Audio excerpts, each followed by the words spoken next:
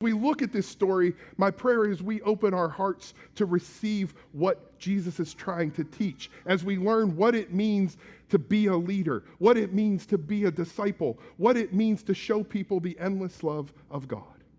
And as we join that scene at the Last Supper, you can kind of feel the seriousness that's in the air. Jesus knows the cross is coming.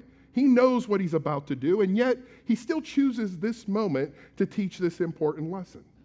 And the disciples are sitting around, and as lost as the disciples tended to be, they knew something was going on. You know, they're kind of on the edge, and they're trying to figure out what's happening. And in the midst of all that tension, there's a sense of respect for what is in front of them. They're beginning to understand that they're about to witness something that is special, something that will change everything. And despite the uncertainty of the future, there is this bond of camaraderie around the disciples. They're finding solace in each other's company. They're united in their shared devotion to Jesus and their journey together. That's an important point for us to hold on to. You see, in that sacred space, time kind of stood still. The disciples are soaking in every word, every gesture that Jesus is doing, and they know that this lesson is going to impart something that they can take with them into the future. Now, in the broader context of the Bible, bread and water often carry symbolic significance. John 13 is no different. It carries a lot of symbolic difference.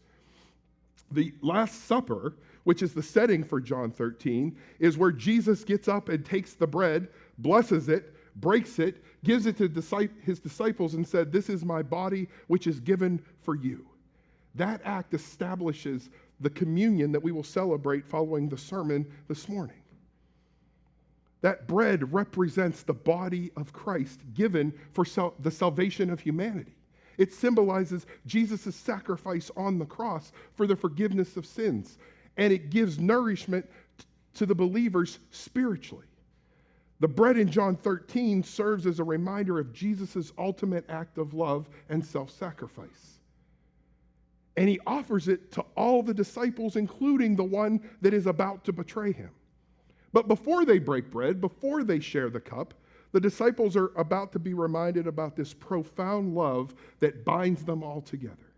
In the midst of the darkness and despair that they're feeling, there's this glimmer of hope, which transcends the trials of the world, points them to a future filled with promise and redemption. In John 13:5, Jesus washes the disciples' feet with water. It's a gesture that symbolizes cleansing and purification. Now, beyond the practical purpose of actually cleaning their feet, this act of washing their feet with water represents a spiritual cleansing from sin and impurity.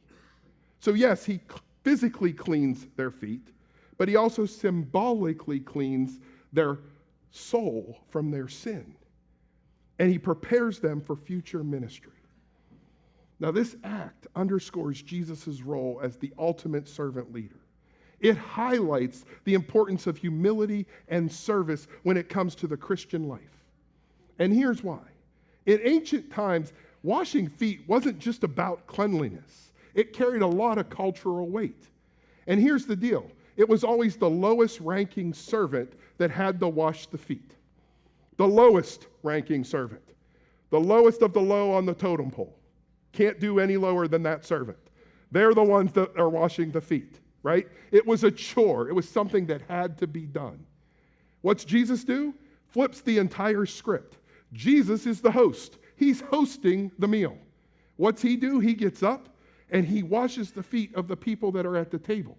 Not only does he wash them, he takes off his outer garment and uses his outer garment to actually dry the people's feet.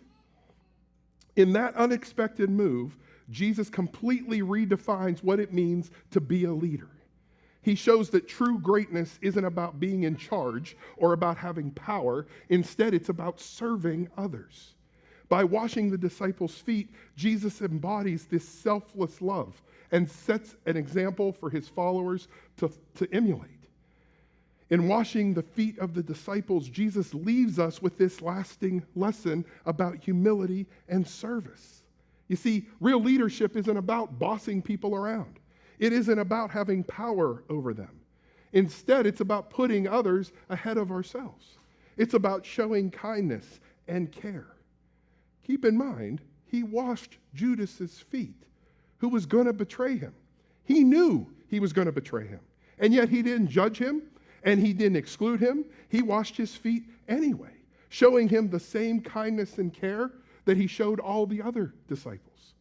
As followers of Jesus, we are called to follow that example of serving by showing people humility and love and kindness and care, even if they're people we might not see eye to eye with.